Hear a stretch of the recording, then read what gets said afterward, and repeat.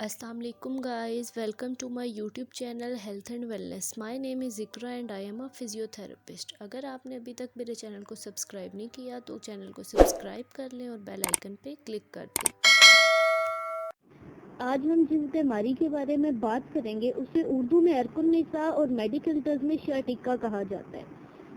आइए आपको बताते हैं कि इस बीमारी में होता क्या है। हमारे कमर के निचले हिस्से से एक नस या नर्व गुजरी होती है जिसे शर्टिका कहते हैं। उस नर्व का नाम है शर्टिका। जब कभी भी वो प्रेस हो जाती है, वो नस दब जाती है किसी भी प्रेशर पड़ने से। कोई मोरों का मसला था जिसकी वजह से बस मोरों में गैप कम हुआ है तो वो नस कहीं से दब गई है, तो उससे आपकी वो दर्द शुरू हो जाएगी। वो दर्द आपके कमर के निचले हिस्से से शुरू होता है और टांग के पिछले हिस्से तक जाता है। ठीक है, ये एक साइड पे भी हो सकता है और ये दोनों साइडों पे भी हो सकता है। अमूमन ये एक साइड पे होता है। इससे फिर आपको पूरी टांग पे ऐसी सुइयां चुभने वाली सेंसेशन सी महसूस होती है। ऐसा लगता है कि टांग पे सुइयां चुभ रही हैं या करंट लग रहा है, कुछ इस किस्म की फीलिंग आती है आपको अपनी टांग पे। दर्द आपका बहुत शदीद किस्म का होता है, दर्द जिसमें अक्सर सुइयां चुभती हैं। बहुत माइल्ड केसेस में तो बिल्कुल हल्का दर्द होता है, लेकिन वो भी कुछ समझ नहीं आ रही होती, ऐसे चुभने वाला दर्द होता है। लेकिन जितनी जितनी कंडीशन फेयर होती जाती है, आपका दर्द भी इसी तरह बढ़ता जाता है।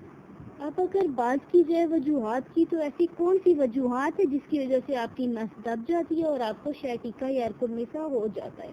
अगर तो सबसे पहले तो अगर आपको कोई मोरों का मसला है, आपने उस पर ख्याल नहीं रखा, उस पर ध्यान नहीं दिया, तो उसकी वजह से भी आपको शैटिका हो सकता है। उसके अलावा अगर आपका वजन ज्यादा वजन होने की वजह से भी आपको शर्टिका हो सकता है। अगर आपकी कमर के निचले हिस्से के मसल्स कमजोर हैं, आपके मसल्स में दर्द रहता है, आपके मसल्स कमजोर हैं, तो उससे भी आपको ये शर्टिका हो सकता है। उसके अलावा अगर कुछ लोगों में ज्यादा देर उनका काम ऐसा होता है कि उनको ज्यादा देर बैठना पड़ता है ऑफिस में, कोई उनकी जॉब ऐसी होती है जिसमें उनको ज्यादा देर सिटिंग में रहना होता है। तो अगर आप ज्यादा देर सिटिंग पोजीशन में भी रहेंगे तो उस वजह से भी आपका ये दर्द हो सकता है। अगर तो आपको कमर के निचले हिस्से में और टांग की पिछली हिस्से में दर्द है जो 2 हफ्तों से दर्द है, ठीक है, 2 हफ्ते आपको गुजर गए, तो इसका मतलब कि आपका ये अर्कुनिसा एक्यूट स्टेज पे, यानी कि अभी बहुत ज्यादा बड़ा नहीं है, अभी आप इसको खुद घर में ही ठीक कर सकते हैं। लेकिन अगर आपको 2 हफ्तों से ज्यादा गुजर गया है तो इसके लिए आपको किसी फिजिकल थेरेपिस्ट के पास जाना पड़ेगा। उसके अलावा डॉक्टर से आप इसकी और मेडिकल ट्रीटमेंट ले सकते हैं। उसके अलावा इसका सर्जिकल ट्रीटमेंट भी है। सर्जिकल ट्रीटमेंट पे जाने की नौबत नहीं आती, ये ठीक हो जाती है अगर आप प्रॉपर एक्सरसाइज करें, प्रॉपर डाइट रखें, प्रॉपर मेडिकेशन लें, तो आपको फर्क पड़ जाता है। अगर घर में किसी ऐसे टेस्ट की बात की जाए जिससे आपको पता चले कि आपको अर्कुनिसा है कि नहीं, उसके लिए एक सिंपल सा टेस्ट है। आपने घर में किसी भी कालीन के ऊपर लेट जाना है। आपने, जैसा कि आपको इस तस्वीर में नजर आ रहा है, आपने अपनी एक टांग को बेंड कर लेना है, दूसरी टांग को आपने ऊपर उठाना है। आपने टांग को ऊपर उठाना है, देखें आप कहाँ तक लेके जा सकते हैं। ठीक है, 30 to 70 डिग्री तक अगर आप लेके जाते हैं, ठीक है, यहाँ तक ले जाए। अगर तो आपकी टांग को नीचे तक अब दर्द जा रहा है, अगर आपने टांग उठाई है और आपको दर्द जा रहा है, तो इसका मतलब आपको शर्टिका है। दूसरा तरीका एक और पता करने का ये होता है कि अगर आप अपनी पहले जिस टांग में दर्द है उसको उठा के देखें कि वो कहाँ तक उठती है। फिर अगर आप दूसरी को उठाएं जिसमें दर्द नहीं है, वो अगर ज्यादा उठ रही है और दर्द वाली कम ऊपर जा रही है, तो इसका मतलब है कि आपको शर्टिका है। ये 2 सिंपल टेस्ट है जो आप घर में भी कर सकते हैं। इस टेस्ट के दौरान अगर आपको टांगों में कोई जलन और कुछ इस तरह की सेंसेशन दर्द की महसूस होगी, तो इसका मतलब है कि आपको ये बीमारी है। अब बात करते हैं इसके सिम्टम्स के बारे में कि इसकी अलामत क्या हैं, इससे आपको कहाँ पे दर्द होगा, क्या कुछ होगा। इसमें तो सबसे पहले इसकी पहली अलामत है आपको दर्द होगा। वो दर्द आपको कहाँ कहाँ पे होगा, आपको अपने हिप में दर्द होगा, आपको अपनी लोअर बैक में यानी कि कमर के निचले हिस्से में दर्द होगा, और आपको अपनी टांग के नीचे निचले हिस्से में टांग में भी दर्द जाएगा, पिछले हिस्से में जाएगा और वो पूरी टांग में आपको दर्द महसूस हो रहा होगा। उसके अलावा आपको अपनी वो टांग में वीकनेस, कमजोरी महसूस होगी, आपसे सही तरह चला नहीं जाएगा। उसके अलावा आपका क्या होगा, आपका जो पेन है ना, अगर आप कोई एक्टिविटी कर रहे हैं, आप चलना लगेंगे, आप कोई काम कर रहे हैं, तो वो आपका दर्द बढ़ता जाएगा, जो एक और इसका सबसे बड़ा सिम्टम है। उसके अलावा एक और जो सबसे बड़ी इसका एक और जो इसकी वजह से सबसे बड़ी चीज होती है, उससे ये होता है कि आपका बाउल एंड ब्लैडर कंट्रोल नहीं रहता, यानी कि अगर आपको पेशाब आ गया, आप पेशाब रोक नहीं पाते हैं, ठीक है, जो इसकी सबसे बड़ी एक अलामत होती है। फिर आपको ये वाला मसला स्टार्ट हो जाता है।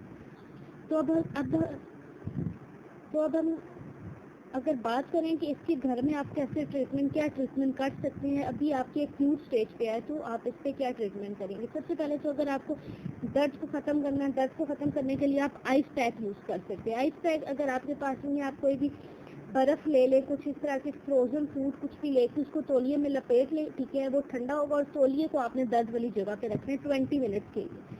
पहले आपने आइस पैक यूज करना है, उसके बाद आप हॉट पैक पे आ सकते हैं, यानी कि आप कुछ दिन तक आइस पैक यूज करें 3 to 4 डेज, उसके बाद आप हॉट पैक पे आ जाए, फिर आप हॉट पैक यूज करें। इससे आपको दर्द में और जो आपको सूजन वगैरह है उससे आराम मिल जाएगा।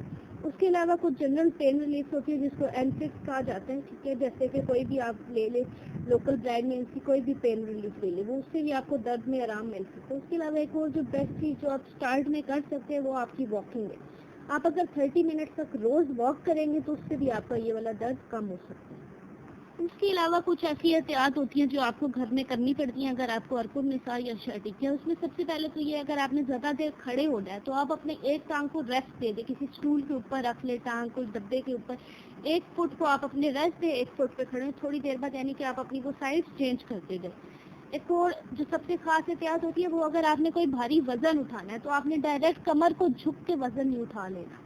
आपने सबसे पहले नीचे बैठना है, घुटने आपके सिर्फ मुड़े होने चाहिए, कमर आपकी बिल्कुल सीधी होनी चाहिए। आपने जो भी वजन उठाना है उस वजन चीज को आप अपने करीब लेके आए, अपनी बॉडी के करीब लेके आएंगे, और उसके बाद अपनी कमर को आपने बिल्कुल सीधा रखना है, कमर आपने अपनी नहीं मोड़नी, और उसके बाद आपने उस वजन को ऊपर की तरफ उठाना है। पहले वजन उठाना है, फिर आपने खड़े हो जाना है। ये कुछ एहतियात है जो घर में अगर आपको अर्कुन निसार डायग्नोज हुआ हुआ है तो आपने ये एहतियात लाजमी करनी है।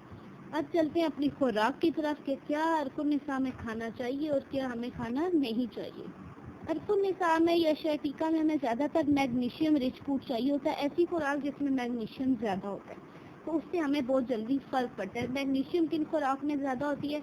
वो फिश में ज़्यादा होती है, ब्राउन राइस जो होते हैं उनमें ज़्यादा होती है, पालक में ज़्यादा होती है, दही में ज़्यादा होती है, खुबानी में ज़्यादा होती है, केले में ज़्यादा होती है। आप ये वाली चीज़ें ज़्यादा खाएंगे तो इससे आपको आराम मिलेगा। उसके अलावा और चीज़ें जो आप खा सकते हो उसमें सबसे पहले आ जाती है ऑयली फिश आ जाती है। फ्रेश पाइन एप्पल्स अगर आपके पास अवेलेबल है आप वो खाएं, आप अंगूर खाएं, 2 से 3 कप दिन में रोज़ाना ग्रीन टी या कहवे की आप पिएं। उसके अलावा आप अपनी खुराक में हल्दी, अदरक, लहसुन, ये सब चीज़ें शामिल कर लें। उसके अलावा कुछ विटामिन होते हैं जो हमारे लिए बहुत ज़रूरी होते हैं। अगर आपको sciatica का पेन है तो उसमें आ जाते हैं विटामिन डी, विटामिन ए और विटामिन सी। तो विटामिन डी में आपके पास क्या क्या चीज़ें आती है? सबसे पहले तो विटामिन डी आपके पास ग्रीन पीस में आ जाता है, पालक में आ जाता है, नट्स में आ जाता है, बनानास में आ जाता है। ये चीज़ें आप ज़्यादा खाएं, अपनी डाइट में आपने इस्तेमाल करनी है। विटामिन ए की बात की जाए तो वो आपको मिलेगा डेयरी प्रोडक्ट से। वो सब्ज पत्तों वाली जितनी भी सब्जियां आप वो खाएं, ऑरेंज कलर में रंग में जितने भी फ्रूट्स आते हैं वो आप खाएं। उसके अलावा आप अंडे खाएं। ये चीज़ें जो है जो आपको विटामिन ए देंगे और जिससे आपके sciatica के दर्द को आराम मिलेगा। विटामिन सी की बात की जाए तो वो कोई भी आप खट्टी फ्रूट जो होते हैं वो खा लें, या टमाटर भी आप ले सकते हैं। उसके अलावा आपने पानी खुला पीना है। ये सब तो वो खाने खुराक होगी जो आपने sciatica या अर्कुन निसार में खानी है। अब हम बात करते हैं वो चीज़ें जिनसे आपने परहेज करना है। उसमें सबसे पहले आ जाती है all animal products. Animal products में आ जाता है जैसे कि आप सिर्फ फिश खाएं, इसके अलावा जो मुर्गी है, गोश्त है, ये इस तरह की चीज़ें कुछ अर्से के लिए आप छोड़ दें। एनिमल प्रोडक्ट्स आप कोई भी ना ले सिवाय फिश की, ठीक है। एक आपने सिर्फ फिश खानी है जब तक आपको ये अर्कुन निसार है। उसके अलावा आपने क्या करना है, वो वाले फूड जिसमें सनफ्लावर ऑयल होते हैं, यानी सूरजमुखी का तेल होता है, मकई का तेल होता है, ये चीज़ों इन चीज़ों से आपने परहेज करना है। उसके अलावा कैफीन, चाय, कॉफ़ी कम कर दें, ठीक है, छोड़ सकते हैं तो छोड़ दें। उसके अलावा जो शुगर आपने चीनी का इस्तेमाल कम करना है, रिफाइंड शुगर आपने इस्तेमाल नहीं करनी है, करें भी तो बहुत कम करना है। और उसके अलावा आपने चॉकलेट का इस्तेमाल नहीं करना। चॉकलेट से भी आपका ये वाले दर्द आपके बढ़ सकते हैं। चॉकलेट, कैफीन, ये कुछ ऑयल्स मैंने आपको बताए हैं, कुछ एनिमल प्रोडक्ट्स है जिनसे आपने परहेज करना है। तो इंशाल्लाह आपका अर्कुन निसार जल्दी घर में ही ठीक हो जाएगा। इसके अलावा मेरी अगली वीडियो में मैं आपको कुछ ऐसी वर्जिशें बताऊंगी जो आप घर में कर सकते हो और आपको अर्कुन निसार से आराम आ जाएगा। तब तक के लिए इजाज़त दीजिए। अल्लाह हाफिज़।